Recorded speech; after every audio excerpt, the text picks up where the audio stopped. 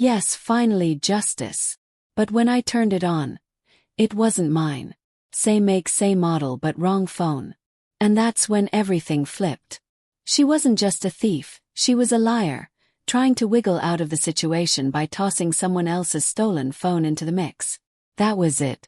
Game over. The cops weren't amused. They cuffed her right there at the Pride Parade, in front of hundreds of people, and marched her off. It was June of 2022. Pride Parade in New York City. A day that was supposed to be about love, acceptance, celebration. My husband and I were out there soaking it all in. The streets were alive. Rainbow flags everywhere, music blasting from floats, people dancing like nobody's watching. At one point, I spotted a friend marching with one of the parade groups. Naturally, I waved, shouted a hello, and my husband, being the sweet guy he is, started snapping some candid photos of me in the moment. Nothing unusual. Just pure joy. Pause for tone shift. But joy has a way of evaporating real fast when you realize something's gone. When the crowd moved on, I reached into my purse. And my phone wasn't there. My stomach dropped. I froze in the middle of the sidewalk, panic rising in my chest. You know that cold, sinking feeling? Like when you know something is wrong but your brain refuses to accept it. Yeah, that. My husband and I immediately retraced our steps, thinking maybe it slipped out, maybe I dropped it. But something didn't add up. And then he had an idea. Let's check the photos. We opened his camera roll. And that's when our jaws literally dropped. In one of the photos, crystal clear in the background, there she was. A woman with a flag draped casually over her arm. But her other hand, it was sliding straight into my purse. She wasn't even subtle about it.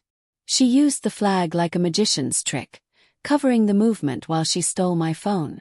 And the worst part. In the picture, I'm smiling at my friend, completely oblivious, while this woman is practically picking my pocket right under my nose. That wasn't just theft. That was violation. That was betrayal of the trust we all want to feel in a crowd. And it made my blood boil. We weren't going to let her get away with it. There were 6 of us together, so we split up, scanning the parade route. Imagine 6 friends on a mission, weaving through thousands of people, hearts pounding, eyes scanning every flag, every face. And then we saw her. Couple of blocks down, moving like nothing happened. The audacity.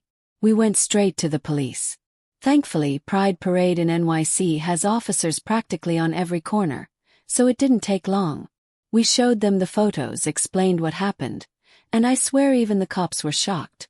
One of them said, "Wow, this is the clearest evidence I've ever seen at a parade theft." They didn't waste any time. They approached her, stopped her, and started asking questions. Now here's the thing.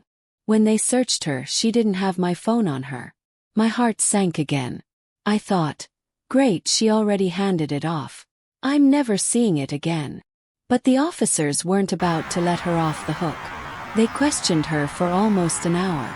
Under that kind of pressure, her mask started to crack. Eventually, she broke. She admitted she had a partner and even called them in front of the police. She told them, "Bring the phone back or this isn't going away." And finally we had a location. She said the phone was dropped at the northeast corner of 14th Street and 6th Avenue. The police rushed over, retrieved a phone and brought it back. For a moment I thought. And let me tell you, watching the thief who tried to ruin my day being paraded off like a criminal float of her own.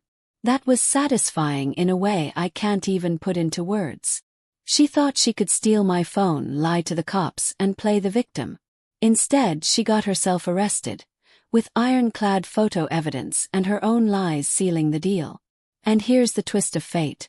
I may not have gotten my phone back that day, but because of her, the police were able to return someone else's phone. That thief didn't just fail to steal from me. She ended up accidentally handing back someone else's property and landing herself in jail. Talk about karma serving it with extra glitter. Looking back, I realized something. When people try to take advantage of others, especially in moments of joy and celebration, they always think they're invisible. But here's the truth. Sooner or later, the world sees them for who they are. And when that happens, justice has a way of catching up, sometimes with handcuffs.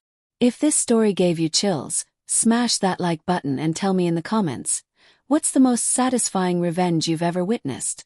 And of course, subscribe for more stories like this because karma doesn't just wait. It marches right up to you at the parade.